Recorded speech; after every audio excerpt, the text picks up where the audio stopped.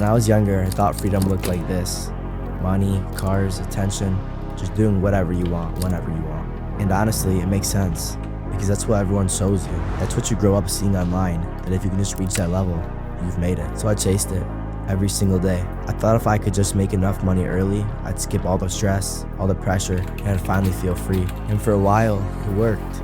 I started making money. I started getting attention. And on the outside, it looked like everything was going exactly how I planned. But the part no one talks about is how it actually feels when you get there. Because you realize pretty quickly, you're still chasing something. There's always another level, another number, another thing you feel like you need to prove. And that version of freedom, the one that's loud, the one that looks good, doesn't actually give you control. It just gives you a different kind of pressure. And that's when I started realizing I might have been chasing the wrong thing the whole time. Hi, I'll take a small vanilla with cookie dough and gummy bears.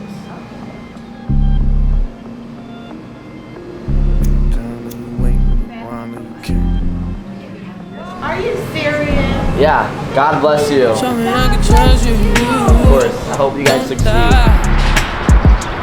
can really use you. I've started to really enjoy the little things in life, which is crazy because before I was rich, right? Like I thought I was gonna make a bunch of money and do all these cool things to have fun. And so when I got rich, that's what I did. I did the clubbing, I did the partying, I spent a bunch of money on nonsense. But the more I matured and the more I actually made more money and started reflecting to God, everything kind of changed.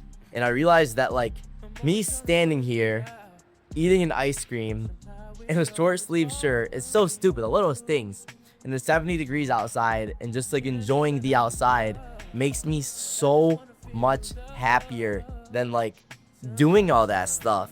And I can't even explain it. I've just been appreciating the little things and it's made me so happy in my overall life. And it's helped me just have like a whole mindset shift of what really matters. Really of what really matters. And it's just like observing and loving God's creation has, I just can't explain like the level of my mind that has helped me unlock. Like the more I think about it, something as little as like even being grateful like when I'm being in traffic, or being grateful that I wake up and the sun is shining on me, or being grateful that I get to wake up and trade in the stock market. Even if I lose money, it's just like being grateful for the little things has made me so much happier in my life. So much happier in my life. Because like so many times as like an entrepreneur, I'm focused on like these huge wins and these huge goals, and for a second, I program my mind to like only be grateful when I hit these big goals and when I do these big things. But the more I've just been appreciating the little things in life, it's just made me so much of a happier person and made me realize like what's really important. Everything started to slow down for me, not in a bad way, but in a way where I could actually think. And I started noticing that the moments I actually felt the best weren't the loud ones. It wasn't the parties or the attention or any of that. It was the simple things. It was having a full day and knowing I didn't have to be anywhere I didn't want to be. It was being able to wake up and actually decide what I was going to do with my time. That's when I realized real freedom isn't something you show, it's something you feel. And most people never actually feel it because they're too busy chasing a version of success that keeps them stuck. And the truth is, freedom isn't about what you can buy, it's about what you don't have to tolerate. That shift alone changed everything for me. Guys, this is it. I'm getting rid of the office. I thought the office was gonna be something great, like somewhere where I could get here every day since I'm not going to college, lock in and be in the office and have the team here. And the truth was the office was amazing and it really helped me grow a lot, but it made me feel trapped. It made me feel like I had an obligation to go here because I was paying for an office. And that's not how I want to live my life. One of the reasons why I started trading is so I could have location freedom. I could do what I want, when I want. And although I still traveled a lot, like I didn't do everything I wanted to do, and there was times where I'd think about it and be like, bro, I have to go to the office. And it's just dumb, just because I had it, I would think that. So this is why I'm getting rid of the office, and I'm actually potentially gonna get a spot somewhere warm for the winters and just travel way more. So one thing I will say is for the boot camps, the office was absolutely amazing and I'm super, super happy that I had it. But so what I'm basically gonna be doing is I think my last ever boot camp at the headquarters, and then after probably just like either do them at like cool different places other than Michigan, or like rent somewhere out here I don't know, that's like to come, but I'm actually pretty excited to get rid of this place and just like be kind of like free. Like if I want to work here one day, I work here. And I feel like it's gonna be cool for my content because I don't like always doing content in this place. Like I want to explore, I want to do cool stuff, I want to go to cool places, and I just want to like screw being stuck in a freaking office, bro. The reason why I trade is so I could work at the pool or work and do some crazy stuff, not sit in an office and be stuck here with a bunch of desks. Like, I don't care about that. Like I don't care. I don't want that. I don't want that, and I don't want that life. And that's why I'm getting rid of the office so that I can do what the best thing about trading, literally, freedom. We had a bit of a shoe problem today. I've been filming for like 10 hours today, and the shoes didn't match my outfit, and Annabelle said that I looked like a penguin, so I took them off, and she still doesn't like my outfit. But you know what the beauty about me is? I don't give a fuck. My mom got me this for Christmas. It's like one of like my favorite pictures. Who took it? Who took it? Annabelle did.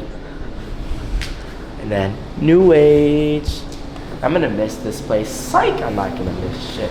The conference room, what has this freaking turned into? There's desks and couches and stuff. Someone stole my money sign. Money, but instead of being in the office from wherever I want. Crazy, I've been making literally like more money than I've ever made in my entire life this year. And I've spent like the least time in the actual office. I've just been like, it just shows me like I don't need this place. I don't. That's actually depressing because this is where I got hired. Actually, we're partners. This is not too. By all means. All right, guys. You can't do better. Now I understand that I have to change the way that I'm playing the game of life. Because if freedom is control over your time, you need things that pay you without your time. That's when I stopped focusing only on fast money and started focusing on building real assets. Because real freedom isn't something you hit once. It's something you build over time. Trading makes me money, but assets are what will actually make me free. Something that's still there, whether I'm working or not. Something that grows, even when I'm not paying attention to it. That's the difference between looking free and actually being free. And that's what I'm building now. Okay, so we are now walking into a meeting to start my real estate portfolio. I have basically a bunch of people that I know, connections, looking for me to try and find me a property. And this is one of my buddies we're about to go meet right now.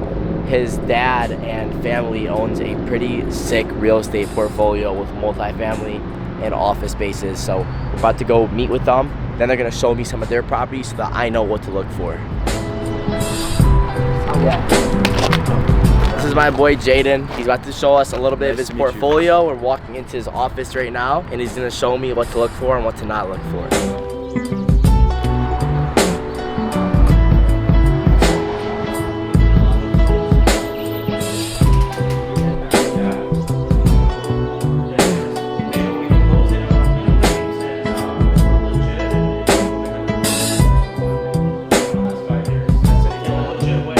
That's my goal. Is this year I'm not gonna pay taxes the right way. Yeah. So I know how much real estate I have to buy, and then I'm gonna do it. But at the same time, it's like, let's say I don't find a sick property, like I don't want to rush into a bad investment. So what property are we going to right now? This is the Iron Gate property. They're luxury apartments in Birmingham. Do you know how many units it is?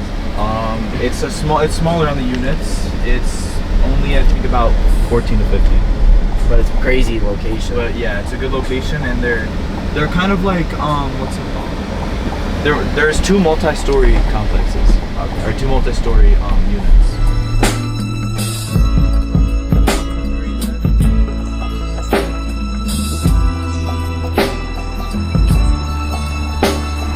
And then this is one unit and then one unit? Yeah. These are separate units? Those are all one unit. But the location in this is freaking insane. I know. And it's such a nice building. I know. Did you guys do work here? Or No, was it? we bought it like this. You bought it like We this? bought it like this. 1, 2, 3, 4, 5, 6, 7, 8, 9, 10, 11, 12, 13, 14 units? Yeah, that sounds about right. And then you said 7.5 million? Yeah. So 500K unit? Seems like a lot. It is a lot, but for the location.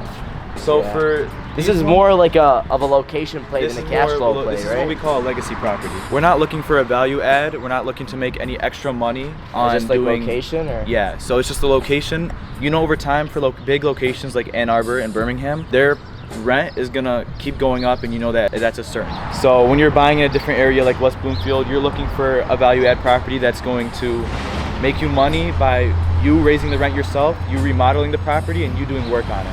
How much is each place rent for? Probably like I'm gonna it's guess. I think around- $5K a month. Yeah, so the ones on the end will be a lot more, but these ones are about, I think, 3 to 4 a month. 3 to 4 a month. Yeah. Yeah. You don't really see cash flow out of this, just appreciation. Yeah. 'Cause, like, I'm so- trying to run the numbers in my head. Like 4K a month, say 14 units, right?